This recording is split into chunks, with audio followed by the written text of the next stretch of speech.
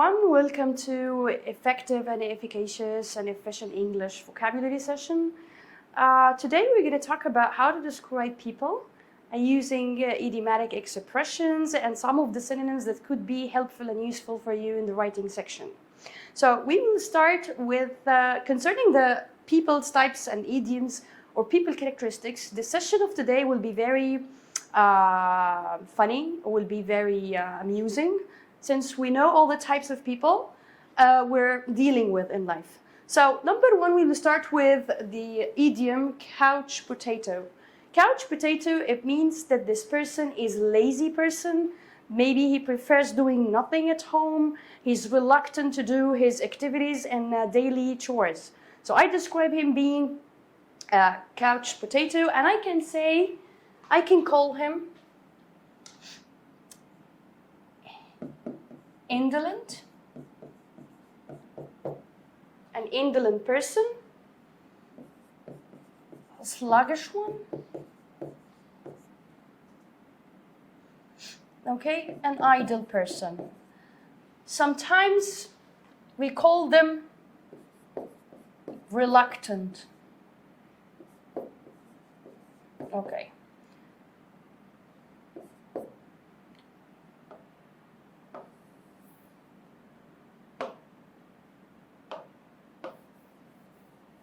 Reluctant. The reluctant person is the one who is unwilling to do any action because he's not feeling that he's like to do it. He's the kind of a person who's doing it with, a sluggish behavior, because sluggish means very lazy. So instead of saying very, the word very plus the adjective, I can say sluggish at once. And I can say he reluctantly opened the door. Reluctantly here means like he did the action while he's not willing or feeling like to do it. Okay? So these are synonyms for the word lazy and the idiom couch potato. Number two, it's the person who we can call a social butterfly, somebody who is socializing with many people, one who likes to mingle with different kinds of people. He's good at making friends. So I call this person as a social butterfly, like the butterfly. And he's an extroverted person who loves to socialize. So the complete opposite of this social butterfly is, wallflower, as we mentioned before in the short previous video I did. So wallflower means a shy, timid person, a reserved person who would like to keep his thoughts and feelings to himself. He doesn't like to share his feelings with people around him. So reserved. Okay, this is the opposite one. As for, so we've taken couch potato and social butterfly. Number three today, the third idiom is the cheapskate person, who is the person that hates to spend money. A penny pincher maybe, a stingy person who would like to keep all the money for him or save money. So we got this character in Christmas Carol. His name is Scrooge, and that's why sometimes we tend to call people Scrooge when they are stingy, when they are clinging to their monies, to their things, to their materials. They are not generous, they are not providing people with things they need. So I can say that he is a cheapskate who prefers to keep things to himself. Or I can say that this person is stingy, unwilling to offer money or any kind of charity. So stingy people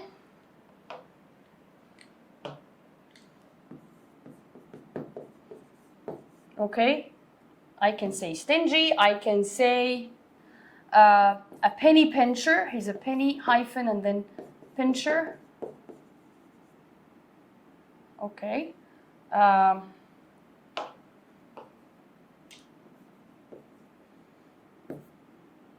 Okay. Another thing is parsimonious. being a parsimonious person, he's not that stingy, he's not that tight-fisted, because tight-fisted is another one. Tight-fisted. Because I fist my tight and I do this. It means that I'm unwilling to give. So, tight-fisted people does not mean that the term means parsimonious, because parsimonious people are the ones who are really keen and careful before spending money. They do not like to splurge maybe over things, or they do not like to squander their money over trivial, unimportant things. They think a lot before spending money. So these people we can call parsimonious, okay? Parsimonious. Keen while spending money. They spend money, but very carefully. They are so keen on how they are spending their money. Fine, and the opposite is a squanderer. The squanderer is, it's coming from the word squander. The verb squander means wasteful person. Like he's wasting his money over things that is not necessarily needed. So I can call this person as a squanderer or a spendthrift. Unlike the thrifty people, because thrifty means they are careful while spending money. If you are a thrifty person, you are parsimonious. If you are a spendthrift, you are a squanderer, who's willing to spend money over many things you like, without being considerate or thoughtful of the things you're going to buy. So this is number 3. Number 4, down to earth.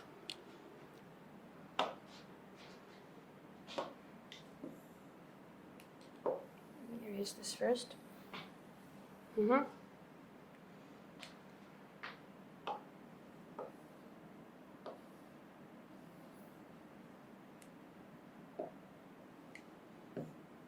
Down to earth. And I have to notice here the hyphen.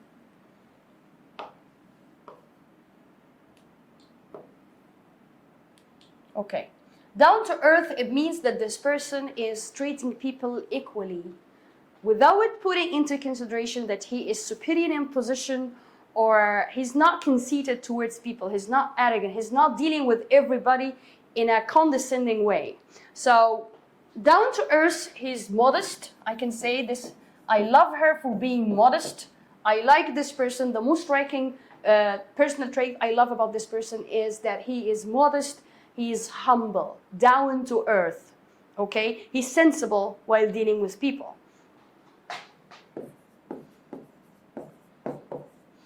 The opposite of these idiom or these two synonyms is the word vain, arrogant, dealing with arrogance with people, conceited, okay, supercilious. Notice how I find many tons of synonym for the word arrogant. Okay, sometimes I call this person, he's high on his horse. Why high on his horse, or get down of your horse? It means that this person needs to be more humble while treating people, while dealing with people. So I think conceited, supercilious, vain, arrogant, supercilious, all these synonyms are considered elevated, okay, of elevation. So, the word condescending, I can make it as an adverb, condescendingly. If you say something or a phrase condescendingly, means that you say it with a little bit control over others. You feel the superiority over others. So, for example, if I say, who did invite you to this party? He uttered condescendingly, like he has the upper hand, he is superior to others. So these are negative personal traits, but this idiom and these words are positive traits. Let's move to The fifth one, which is so behind times or behind the times. If you're describing a person being behind the times, he's old-fashioned, maybe he couldn't catch up with the latest or recent technologies nowadays. Like our grandparents usually, they don't know how to use technological gadgets or the trendy gadgets, so they need help from the younger generations. So they are so behind the times. It doesn't mean that the term means here old or like he's old, he's frail and old. No, he's just don't know how to use or does not know how to use technology. So, or maybe he's not following with recent trends or trendy things. So behind times, okay? Next.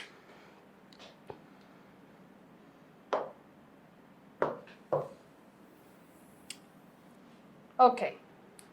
A worry word. If you are a worry word, you're fidgeting all the time. You're anxious, you're getting nervous about everything you do.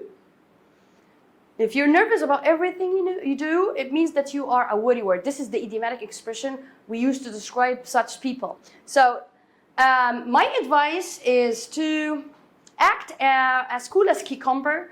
You try to be a laid-back person, because laid-back is another idiom, means that this person can handle things under stress, can deal with troubles. So I can say worry word is nervous. Okay? And sometimes worry word people are anxious without a reason, without a specific reason, especially about things that are not important. I can be a worry word. Like worries about everything in life. The opposite is a laid-back person, but this one is a positive quality, to be a laid-back person who's acting in a cool way. Even if you are stressed, even under stress, even if you face or encounter a very hard situation, you can act quietly, calmly, so you can think better. So laid-back is a good one. Acting as cool as cucumber. Okay. Acting in a quiet manner. Okay? All right.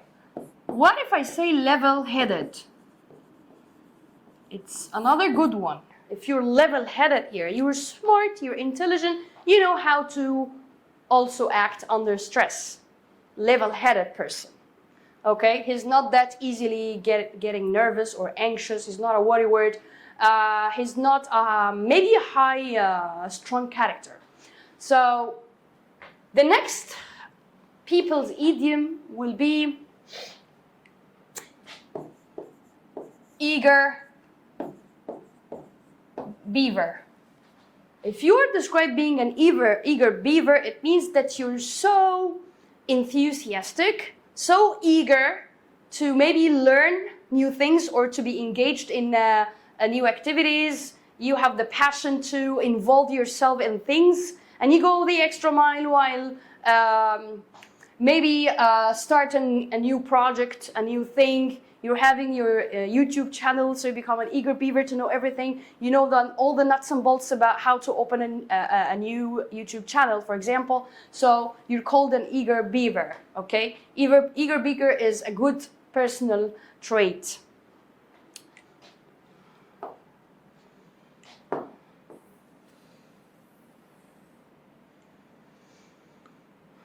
Next, concerning brave people who are not afraid to involve themselves in new situation, I can say that these kinds of people are daredevils. If you are a daredevil, you're not afraid to take an action, especially if it's adventurous, if it's daring, if it's a little bit risky. You're a daredevil. And it's one word, by the way. Daredevil means brave. What about the synonym for the word brave? I can say brave means courageous, correct? I can say gallant, daring, like daredevil, of course, and valiant.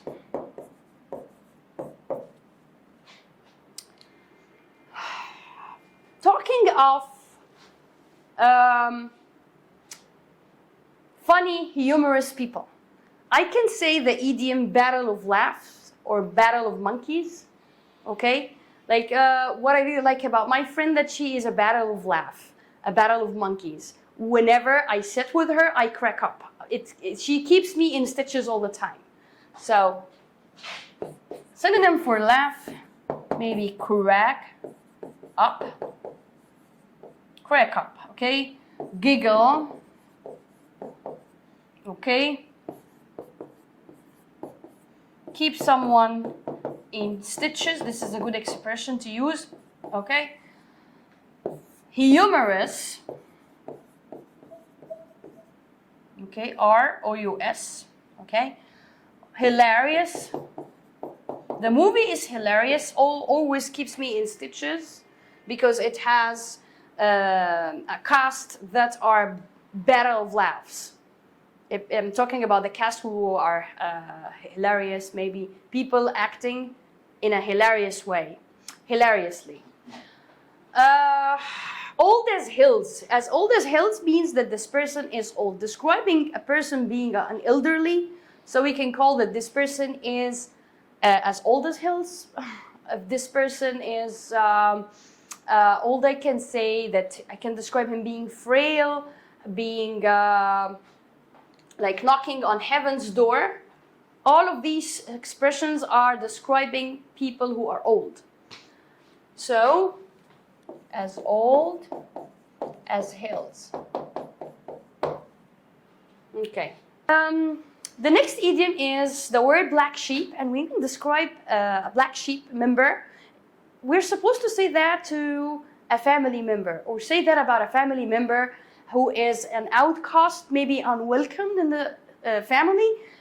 He's involved in bad activities, maybe. He has a bad reputation. Notorious guy who is not welcomed by all means in the family. So they call him a black sheep.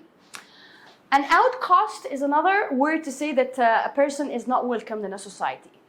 Ostracized means left out. As for the adjective kind, which is commonly used by everybody in the speaking or spoken language, when we tend to use this word in the writing section, we can say benevolent, congenial, amiable, affable, or even decent. We can say that too about kind people. So, for example, I'm starting body 2 in a descriptive essay, and I say, as for Dina's character, the most striking characteristic or personal trait I really like about her is that she is benevolent, who is willing to help everybody.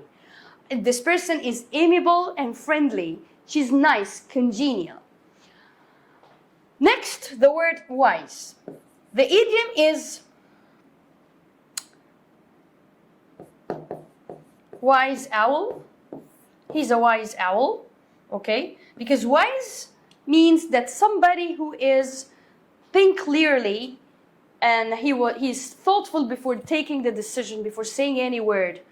Wise people usually are rational, sensible. They're using their mind before speaking. They think of the word before saying it. They think of the consequences before taking the action.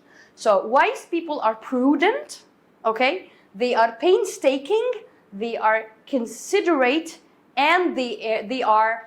I can say prudent. My prudent father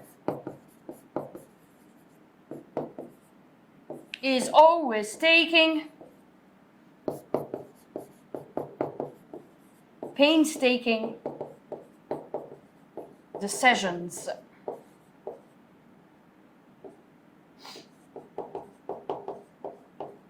Okay, so prudent is a good word for wise, painstaking, another good word, and considerate. Should be considerate before taking the action. So we have considerate, prudent, painstaking, or an owl, because we got two idioms by having the word owl. A night owl, somebody who is prefer to stay up till a late hour, or just an early bird who is sleeps early, prefers doing things or activities in the early morning. So you got an early bird. Are you an early bird or a night owl? If you're a night owl, you prefer to stay till a late hour. You prefer to have your chores done at night. You have an alert, focusing brain at night rather than in the morning, okay? If you are hearing somebody said, I am not a morning person, like he's not willing to communicate with people in the very early morning unless he should have his cup of coffee first. He has like a routine to go through before dealing with people. He is cantankerous in the early morning. Okay, that will pave us the way to have the word cantankerous next. Cantankerous means hot-tempered, okay? Let me just erase this first.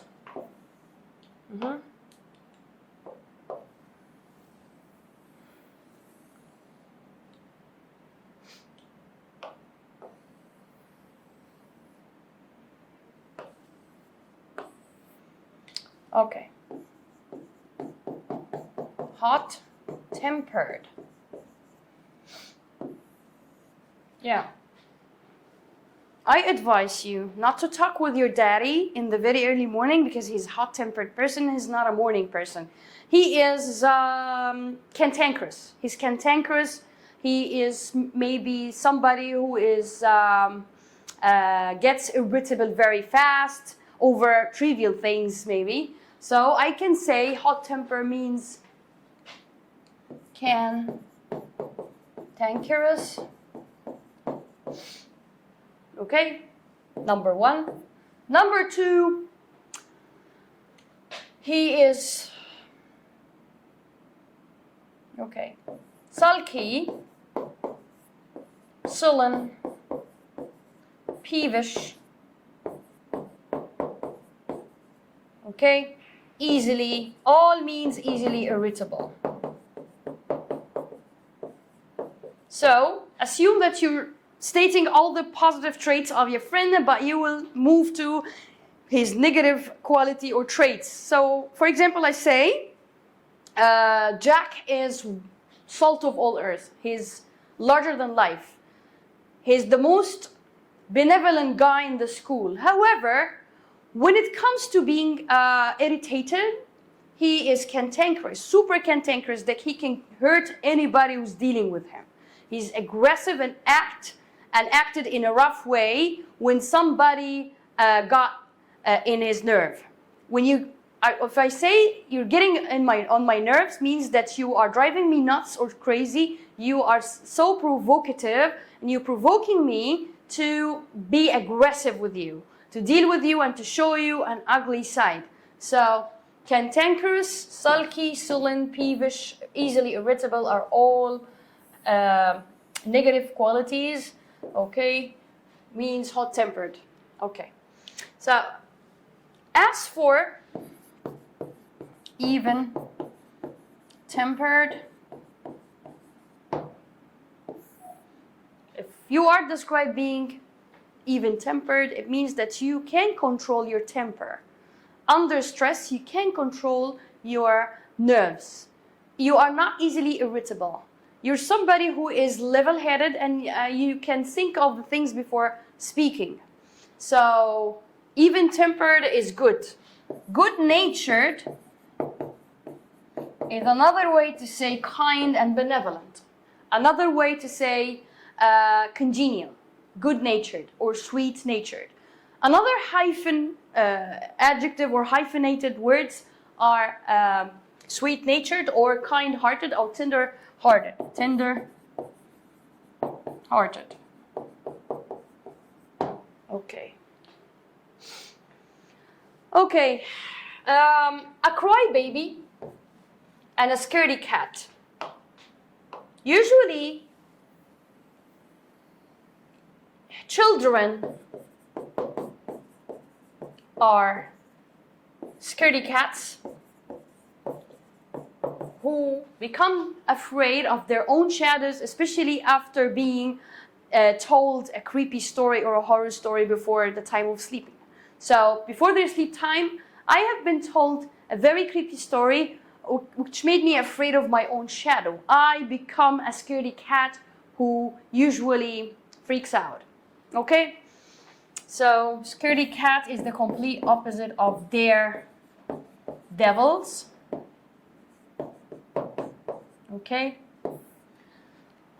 All are idioms. Next. Okay. Jack of all trades.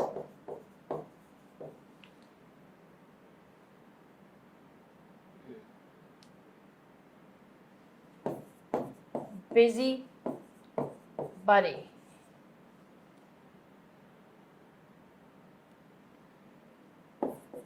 Copycat.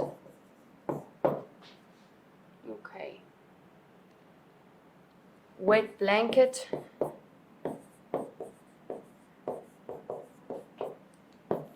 A pain in the neck.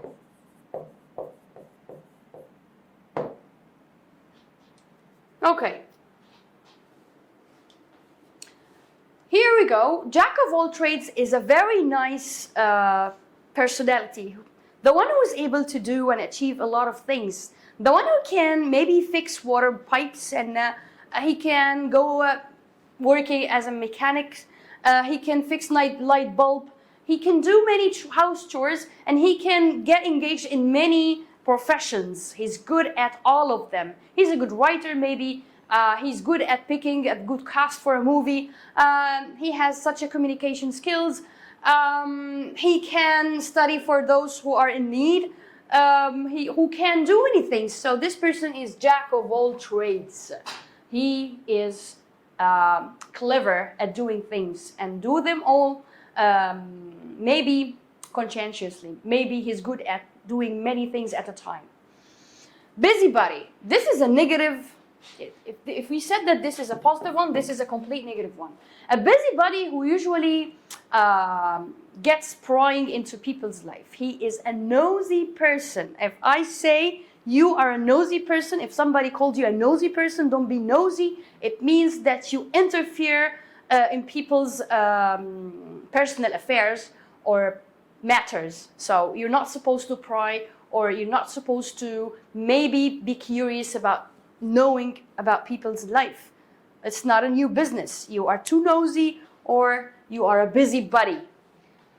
We all have such a neighbor, by the way. A neighbor who is usually a busybody. A relative in your family who is a nosy person and a busybody.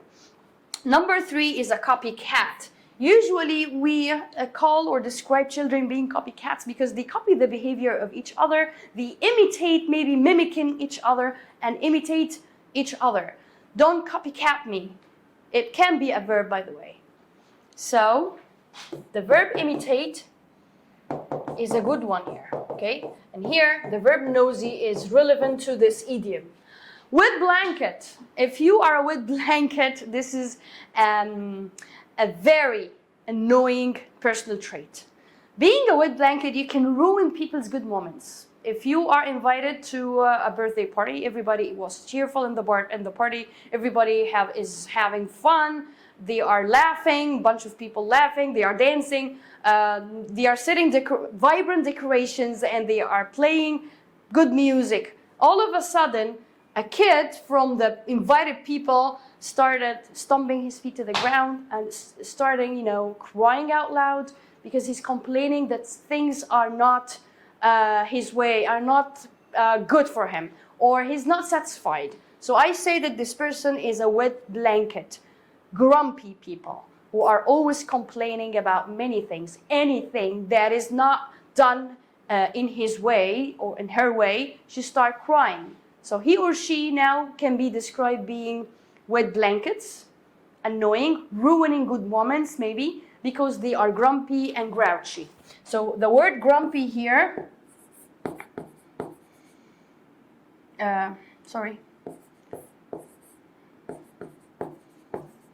or grouchy,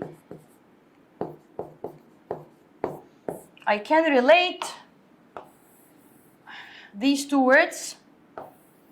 Okay.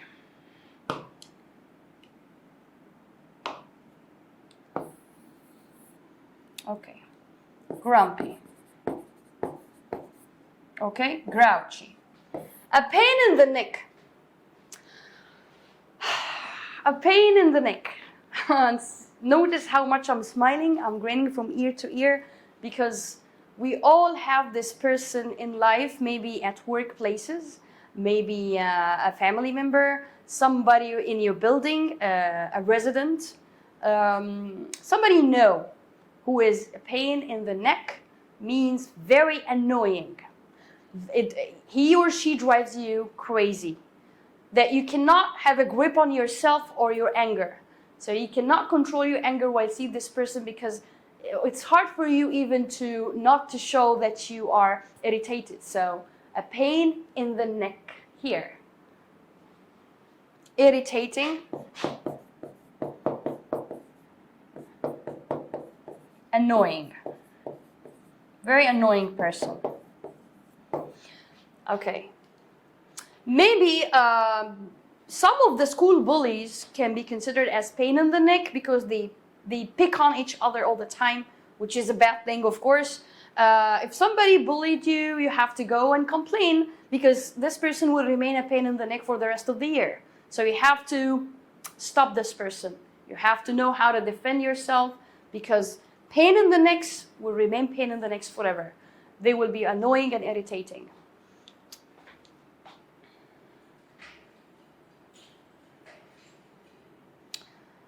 Okay.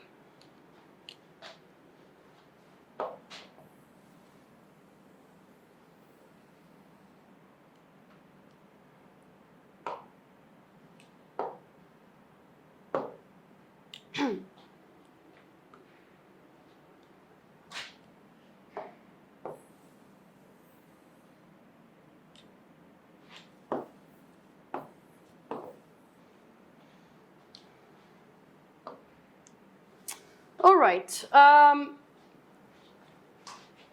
We can say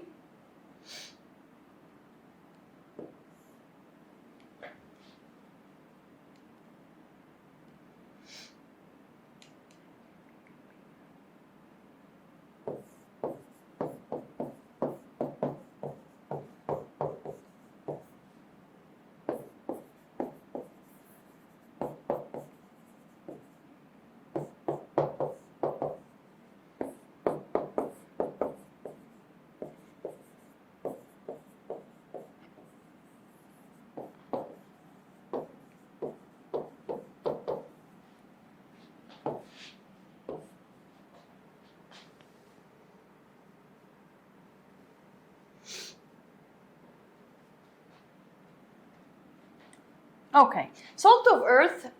If you describe somebody being salt of earth, this person is very kind, very nice, tender-hearted, has a heart of gold, interesting to you as a person, who enjoy your company, whom you enjoy the company of this person. So, like, okay, assume that I'm writing an essay about a friend of mine, and throughout the whole essay, I'm describing the person in an advanced, elevated style. And all of a sudden, I say, I'm so grateful for having such a friend in my life because to me, she's the salt of all earth, or salt of earth. It means that this person is interesting and kind, okay? If I say that this person is larger than life, it means then that this person is the most important person to you, the most interesting person to you. Because interesting people, we usually like their company. They are fun. Their company is fun. Larger than life is a positive idiom. If you're describing the life and the soul of the party, it means that you're so energetic, so lively, so enthusiastic, cheerful. You add to the vibes of the party, means you are a cheerful person. Everybody will be happy and elated in your presence. So, life and soul, these three idioms, I think they are so positive ones. Okay? And usually they are used in context. Larger than life, however, can be used to describe events, maybe festivals. Like, I've seen this in an article before. Describing festivals being so they are so stimulating. Festivals are larger than life, where everybody got cheered up, everybody was in a festive mood, they are celebrating and doing admirable activities where they cannot forget, maybe. So larger than life it means that it's stimulating, compelling, okay, electrifying, and lastly I can say exhilarating. All means interesting, amusing.